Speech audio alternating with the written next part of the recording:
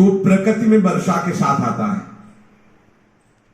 प्रकृति में वर्षा के साथ आया, और फसल में मूली, गाजर, गेहूं, अन्न, इनमें वो जीव प्रवेश करता है और उसे माता पिता दोनों पाते हैं। तो सप्तम धातु वीर के रूप में परिणित होता है जीव।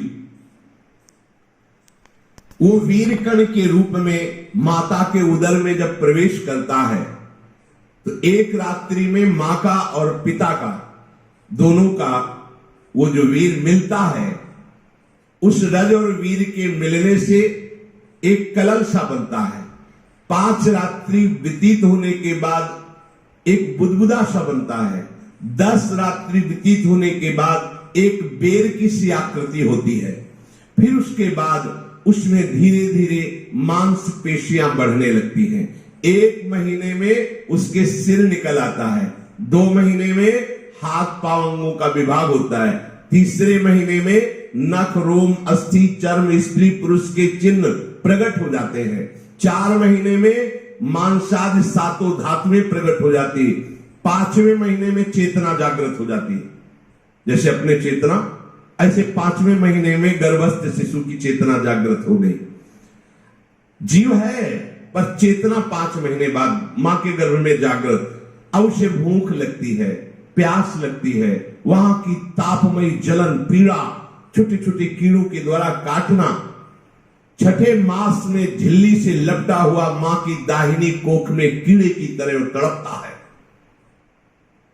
उस समय माता को कड़वे और खट्टे पानी की लालसा होती है, जिससे उसके अंगों में जाकर भयंकर जलन होती है। यह है भोग। वो कृमि कीड़े की तरह तड़पता है। मलमूत्र के गड्ढे में बीच में झिल्ली में बंधा हुआ वो जीवात्मा सुकुमार तो होता है, वहां के कीड़े उसे नोचते छोटे छोटे, वो तड़पता है। माता प्रसन्न होती कि जब बच्चा हिलता है, बोले है उसकी दुर्गति हो रही, वहां भयंकर कष्ट पा रहा है। ऐसा क्लेश होता है कि क्षण क्षण में बेहोश होता रहता है।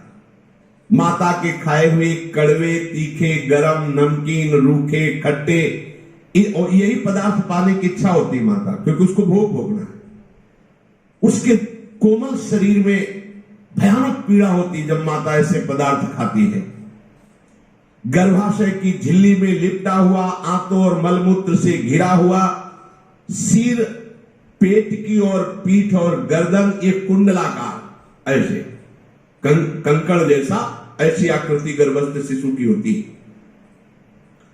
पिंजड़े में बंद पक्षी के समान पराधीन, ना तो वो हिलडुल सकता है, ना बोल सकता है। बड़ा असमर्थ दुख को भोग रहा है, चेतना पूरी है। इसी समय भगवान द्रवित होकर उसे ज्ञान देते हैं, गर्भस्थ शिशु को, सबको। जीव से ज्ञान होता है तो सैकड़ों जन्म के कुकर्मों से याद आते हैं, सैकड़ों जन्म के। ओहो, ये मेरे कर्म का ही फल, मैंने ऐसे कर्म किए इसलिए दुख भोग रहा हूं। बेचैन हो जाता है, कैसे निपट पाऊंगा, सैकड़ों जन्म के कर्म जमा है। अब महान अशांति उसके हृदय में, उस शरीर में भयंकर पीड़ा।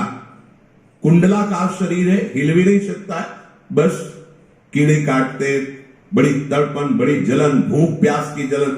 अब एक और भयानक जलन हुई, उसे स्मरण हो जाता है कई जन्मों के, सैकड़ों जन्मों के पाप कर्मों का। 7वां महीना आरंभ हुआ कि ज्ञान का उन्मेष हो गया। अब प्रसूति वायु उसे चला रही है, तड़पता है वो। सप्त धातु में स्थूल शरीर से बंधा हुआ वो जीव भयभीत होकर के पुकार